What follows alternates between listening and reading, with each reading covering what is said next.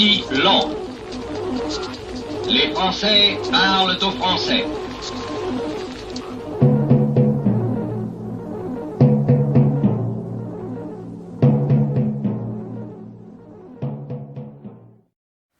Bonjour à tous, Franck Muller, ici Lyon. Eh bien, écoutez, nous sommes mardi 8 juin. Bienvenue sur francinfo.fr.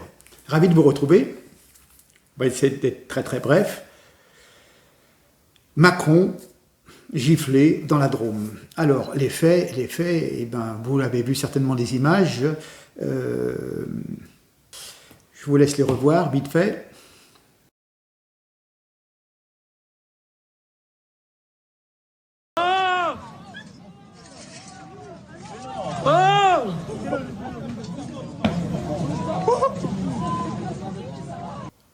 Oui, vous avez vu. Donc, deux personnes qui ont crié « Montjoie Saint-Denis, abat la Macronie », pseudo-royaliste. Hein. Alors, c'était une tentative de gifle. La façon dont on voit la main, mais il semblerait qu'il se soit reculé à temps, suivant l'angle de vision, hein, l'angle de prise de vue de la caméra du téléphone portable. Voilà. Hein. Donc, deux personnes du secteur d'une trentaine d'années, voilà. Un peu royaliste, un peu gilet jaune, voilà. Bon. Tous les deux, oui, 28 ans, voilà. Inconnus de la justice, voilà. De bons Français, certainement. Un petit peu royaliste sur les bords. Bon, peu importe. Alors, ce que je voudrais dire là-dessus, le respect de la fonction. Alors, il est évident qu'en toutes circonstances, la violence doit être prohibée, plus encore lorsqu'elle s'exerce contre le chef de l'État. Ce principe ne peut être discuté. Mais le cœur des pleureuses qui entonne l'air de l'outrage à la fonction commence, ça commence à m'insupporter. Il faudrait d'abord se demander si Emmanuel Macron n'a pas été le premier à piétiner cette dignité de la fonction présidentielle. Ses lassitudes, ses provocations, ses photos scandaleuses, avec des blacks torse nu, la fête de la musique, avec des mecs déguisés en femmes, enfin on ne sait pas trop ce qu'ils étaient. Voyez, c'est lui-même, ses fréquentations sulfureuses, les histoires de Benalla et compagnie, sont autant d'atteintes à la dignité de son statut de chef d'État. Pour être respecté par le peuple, il faut d'abord le respecter, et ne pas le regarder de haut avec mépris et condescendance. Montrer trop de suffisance et d'arrogance, c'est aussi avoir une tête à claque. Voilà.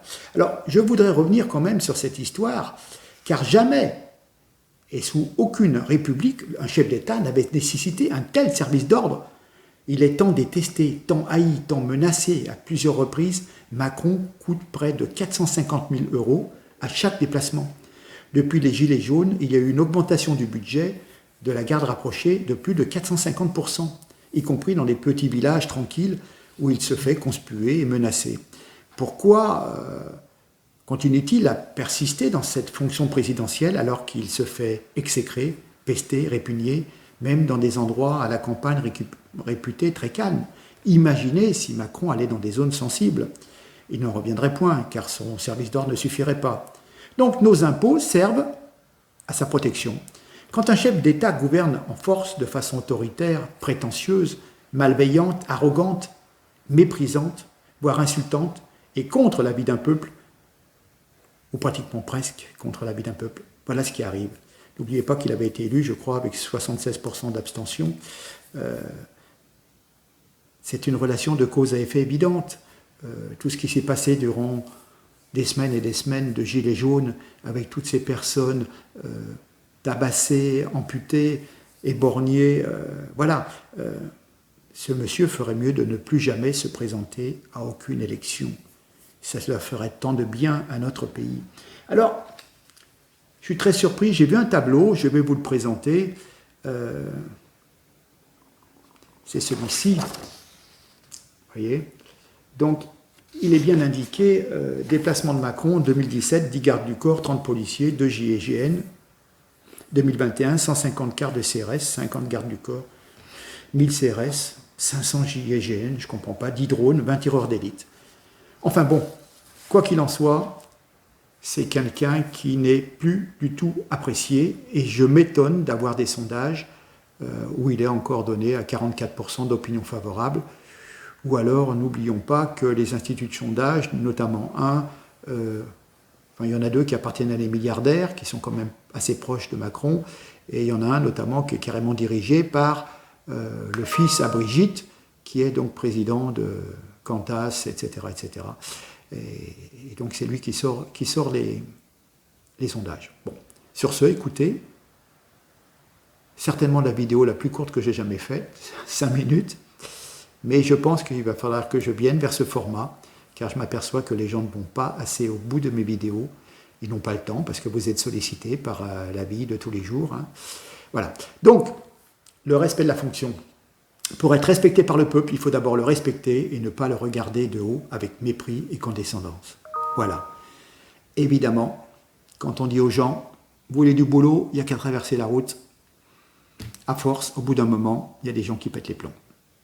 Sur ce, je vous demande de partager, de vous abonner. N'hésitez pas à vous abonner sur le site francinfo.fr. Vous avez les liens qui sont partout.